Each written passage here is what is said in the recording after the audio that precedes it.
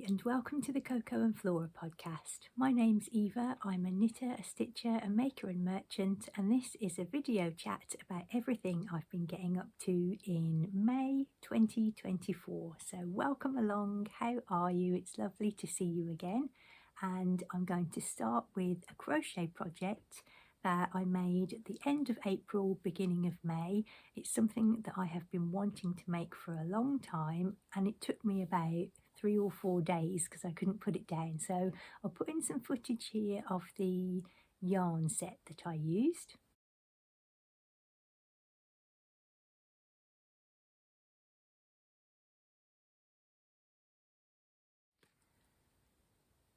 So it was by Biff Sugar Yarns, and it was a 100-gram skein of superwash merino nylon in fingering weight and 2 20-gram minis.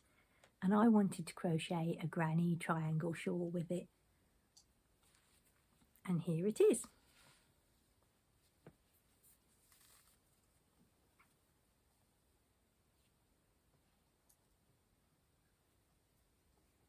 So I used up pretty much all of the main skein, and I used the 20-gram minis as the border. I had a little bit left. I have a tiny bit left of each of the minis because it wasn't enough just to do an extra row. But it's turned out quite a nice little size.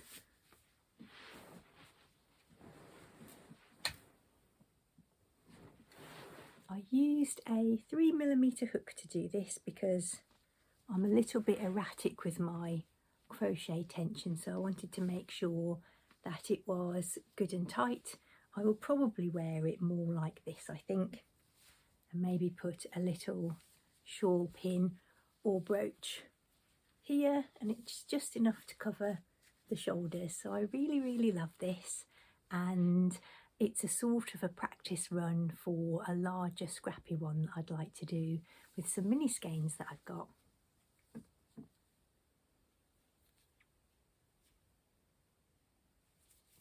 So that was a super quick project. I put it off for ages thinking it was going to take me a long time, but it was so quick. The sun's just aggressively come out, so I hope you can see this okay.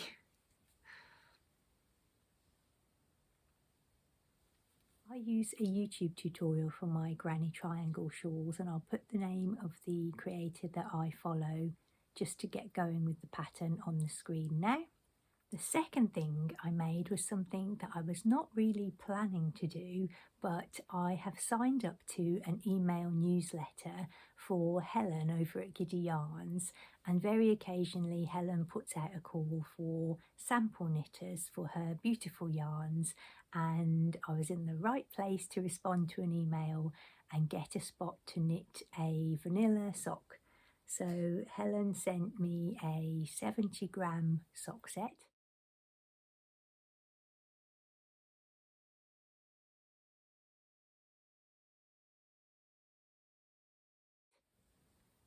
And I have knit this sock, and it's all washed and blocked and ready to return to Helen, and this is in the colourway Wendy Darling, and it's really beautiful.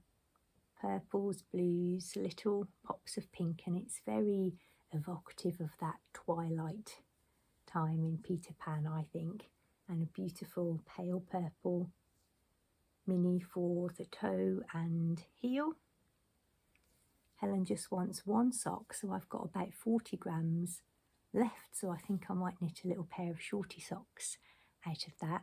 I went for a 1x1 twisted rib, and I think I did 15 rounds, and this is for about a UK size 5 foot, which I think in European is a 38. I'm not sure about US sizes, sorry. But that was a super fun knit. And this is 75% superwash merino, 25% nylon, fingering weight yarn. So I'm excited to get that packaged up and sent back. Then I continued work on my boardwalk blouse, which I had shown you. I think I hadn't knit a great deal when I had cast on last month. So my boardwalk is living in one of my favourite project bags, a little patchwork one, and I'm quite near to the finish, I think. I joined in the round,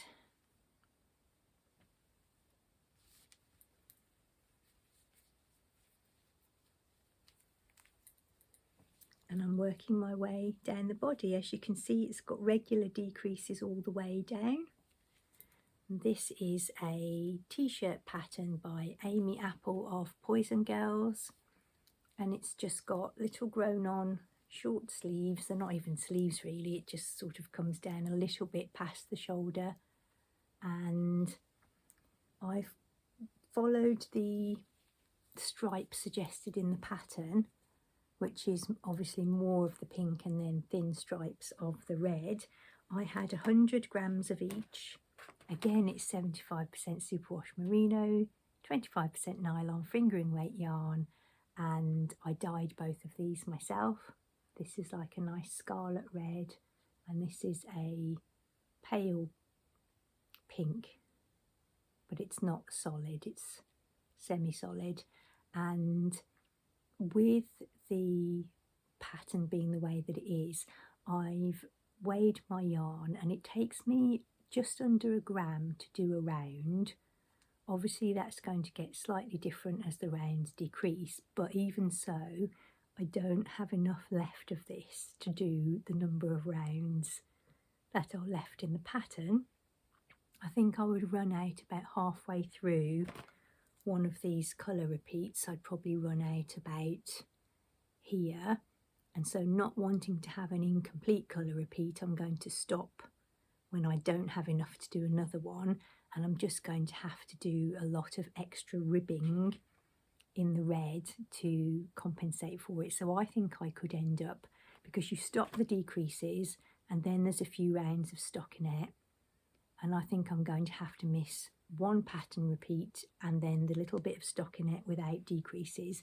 So I could have an extra 2 inches of ribbing, but luckily I've got lots of this one. So if I'd done thick stripes of red and pink alternating, then I would probably have had plenty, and I'm sure I'll have a little bit of this left over, but I didn't have quite enough of 100 grams to do it this way. But I'm nearly there. I've got, I don't know, maybe 3 more repeats, then lots and lots of ribbing, and then you have to pick up and do ribbing on the little arm caps, and then join it together. It's a boat neck at the top, but you can obviously stitch it in as far as you need to, and I don't want a really wide boat neck because of bra strap issues, so I'm going to probably come in quite far. But hopefully, I would have liked to have got this done for the end of May, but hopefully I'll get it done for early June if I concentrate on it now. I'm really enjoying knitting it. It's a very relaxing knit, and you cut the yarn for when you're working in the flat before you join under the arms when you're doing your pattern, but once you join in the round you carry the yarn up the side. I'm not sure if I've done the neatest job of that.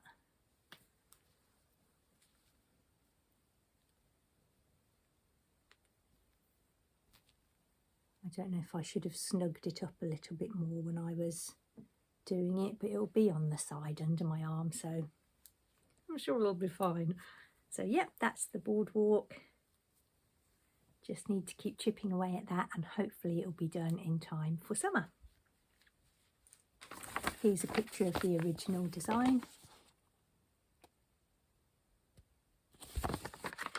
I was going out one day and I knew I would be waiting around. My youngest had a college interview, so I thought in the event the interview took about 5 minutes, but I thought I would be sitting around for ages knitting, and I didn't have anything portable and simple, so I cast on a Shorty sock that's living in this handy little portable bag, so I could shove it in my handbag.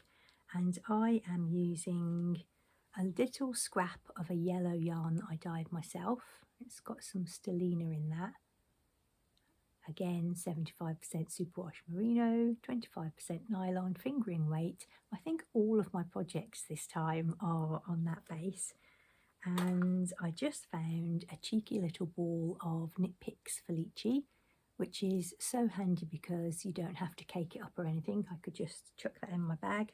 I actually cast on and knit the toe before I went so that I could just knit round and round. So I went toe up. And I think what I'll do, I'm doing an afterthought heel. I've just reached the point there where I've put in some scrap yarn so I can go back in and do the heel. But I'll knit the other one first so that I can weigh how much I've got left after the toes, because I'm not sure if I'll have enough to do the heels with this yarn. And I've just started to do the rib. I think I did 3 rounds after the waist yarn to form a little bit of ankle, I suppose you would say, and then I'm going to do 12 rounds of cuff. I think that I'm going to end up with a purple finish because I'm here again in the pattern repeat. I think this yarn colourway is Sour Candy, and I think it's a little bit strange with these.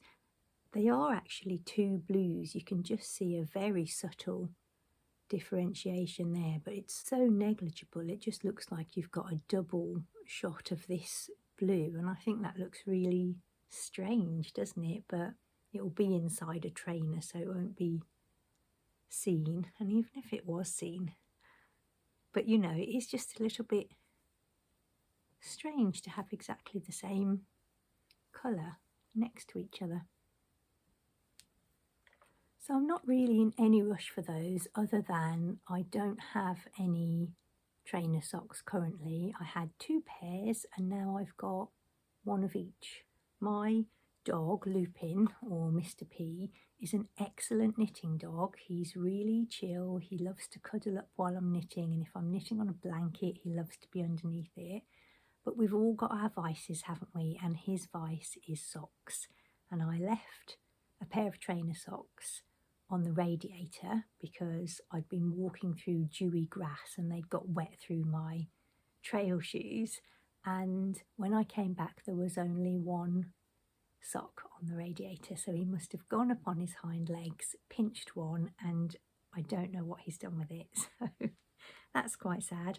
And they were really lovely socks as well, and I don't think I'll ever see that again. And I imagine that my other pair that I now only have 1 of met the same fate. So I need to knit some more and make sure that I keep them away from him.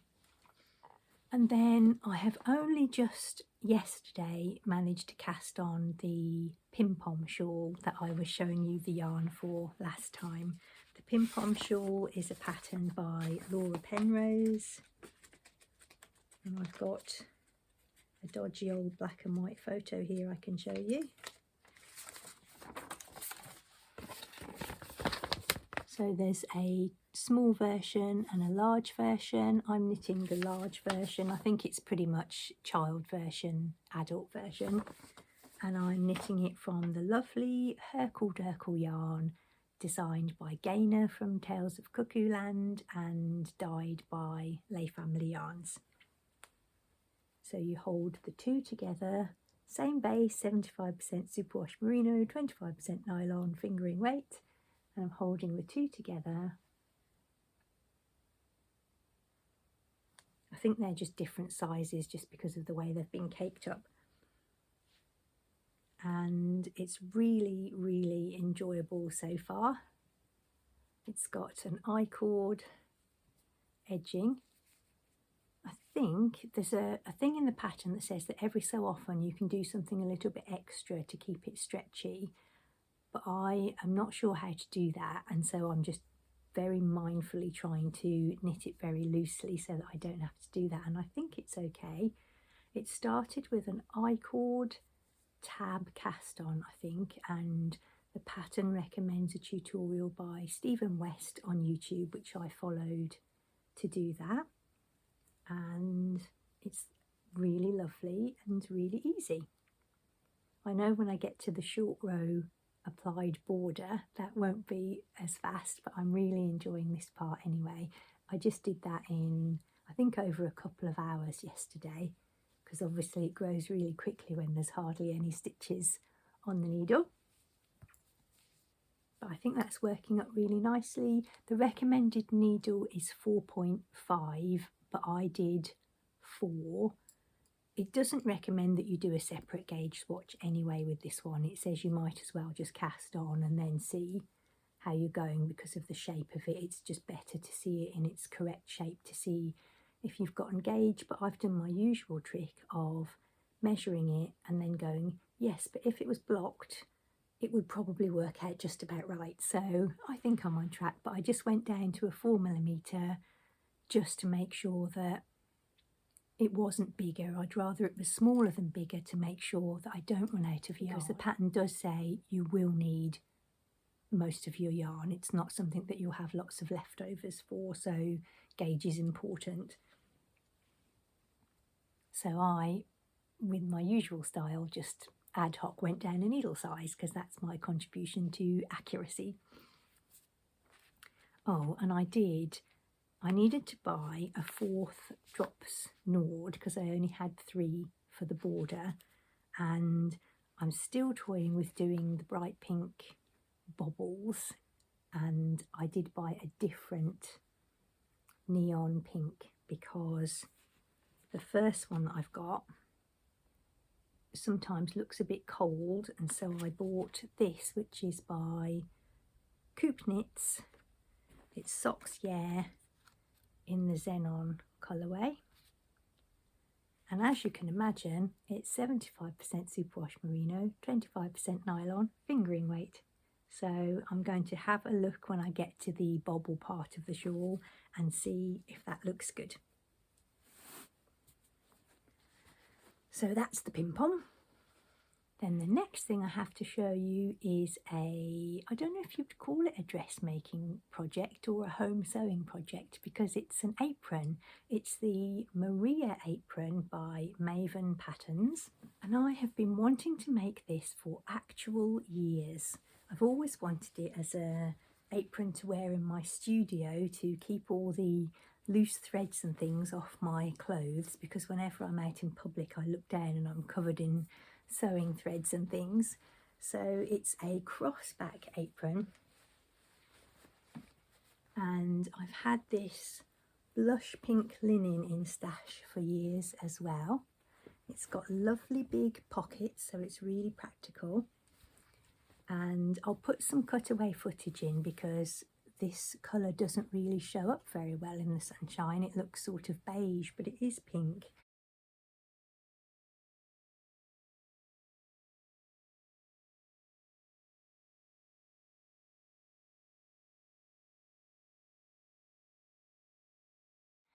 And it was a tricky make for me because it's quite complicated the way you have to sandwich these straps in between the facings. There's facings inside, and then you also have to cross them over without twisting them, but I got it done and it's really nice. And I've always had this little dream that when I have my project bags that I want to sell in my shop, I can take pictures of them holding them with me wearing this apron. So I'm just about to get around to taking those photographs, and I can't wait to see if they turn out nicely. And then finally, in anticipation of warm weather when it might be a bit too hot for knitting, I have dug out some English paper piecing to do. Back when my shop was open a few years ago, I bought some fabric and made some patchwork kits to put in my shop. They usually sold really well, but for whatever reason, I didn't sell any of the 5 kits of this fabric that I put in the shop. So I found them recently, and there's so many of them. I had 5 packs of 46 hexes and loads of spares where I didn't have enough to make the variety in the kit. So I thought this is going to be enough to make a small quilt, so I'm just going to keep them for myself and make them. And I had already made a cushion cover from the offcuts when I made the kit. The range is Malibu by Heather Ross.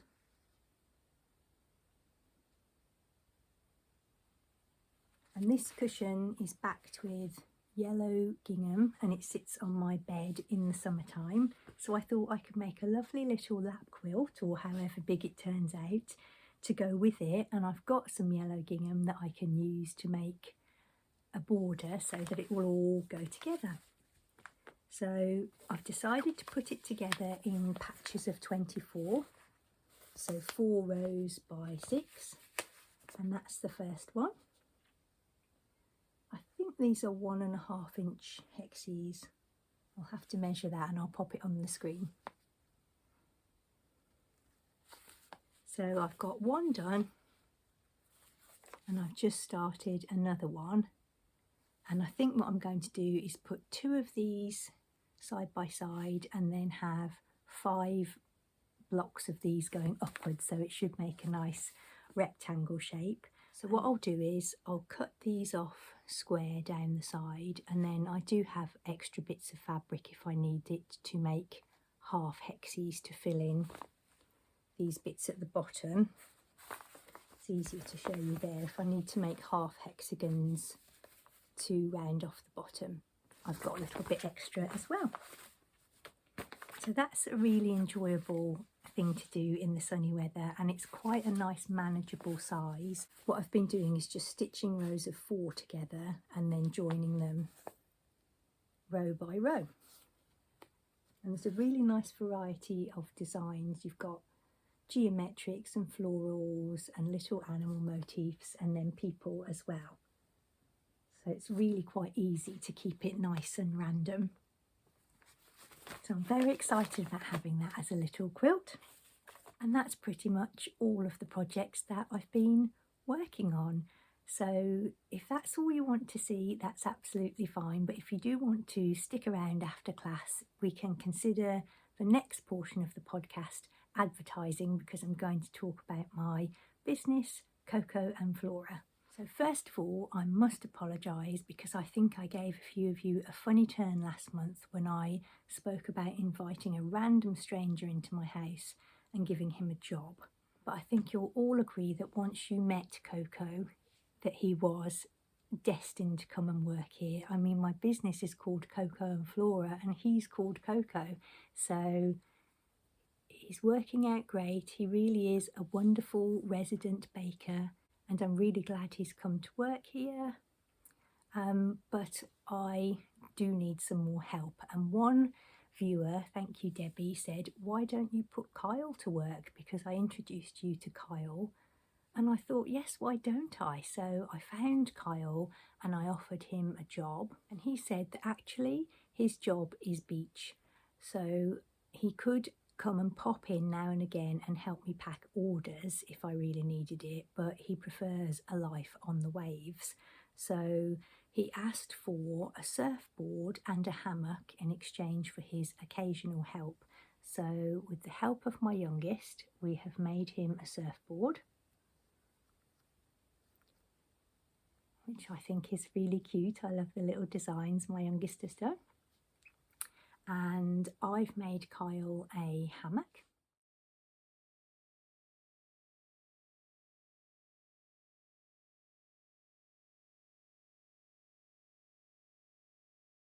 And so he will come and help out occasionally, but then that still left me in a position where I did need some help around the place. So I advertised again, and it's such a coincidence because the third and final member of our team is now with us, and her name is Flora. And here she is. She's a very delicate little pink frog, but don't let that fool you. Flora knows what she's about. She's a frog on a mission, and actually she interviewed me because she wanted to decide whether she could come and work for me because she's very busy running her own department store. But I passed the test, thankfully, and she has agreed to work for me on a consultancy basis.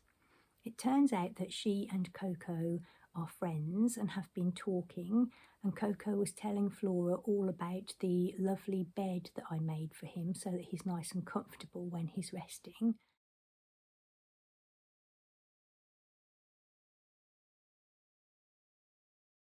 And she said that whatever arrangements I had made for Coco in terms of mattresses, blankets, pillows, double it.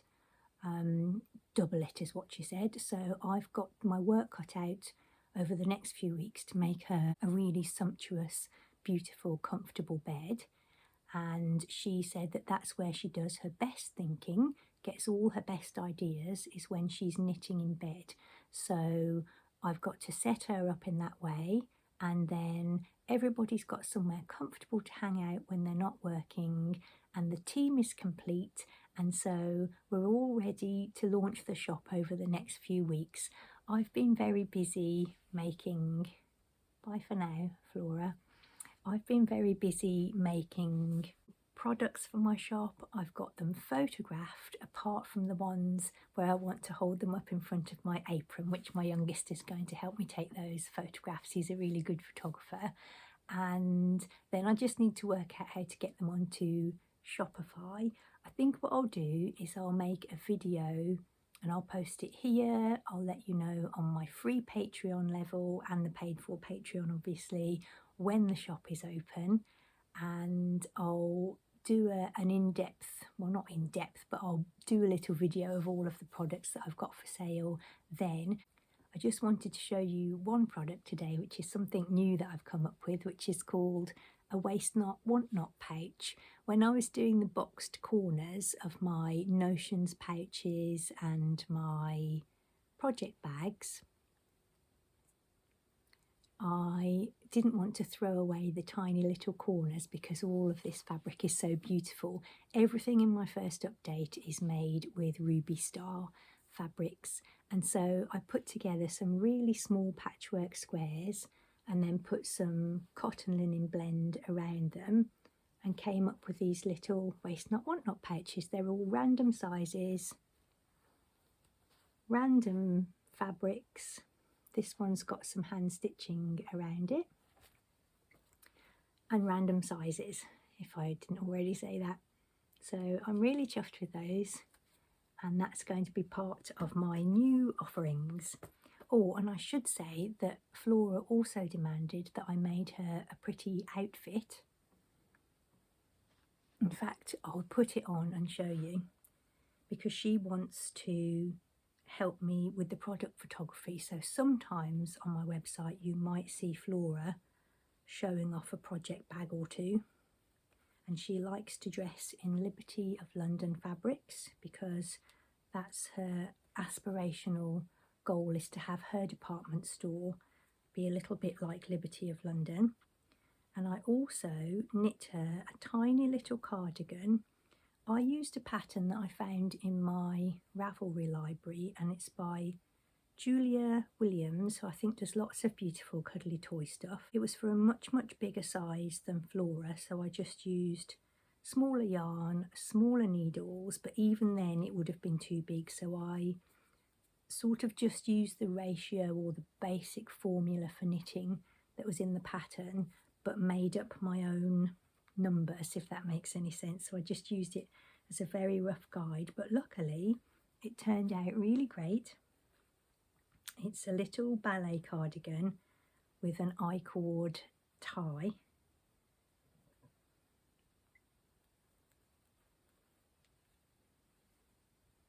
And here it is. So this is Flora in her best gear, and I imagine I'm going to have to make her quite a few outfits because she'll probably want things in lots of different colours. And just like Coco last month, you can read more about Flora in June's blog on my Patreon channel. If you would like to see more from me, please head over to my Patreon channel, where you can get free monthly blogs, occasional free videos, and a paid for tier that has monthly videos, always one, mostly two, with a more behind the scenes look at everything that I've been making. That's all for this month, apart from some rare footage of May, which is coming up next. I'll catch up with you again really soon. I'll let you know when the shop is open. Thank you for sticking with me to this point and just for watching in general. I hope you have a lovely time with your making. Until we catch up again, bye for now.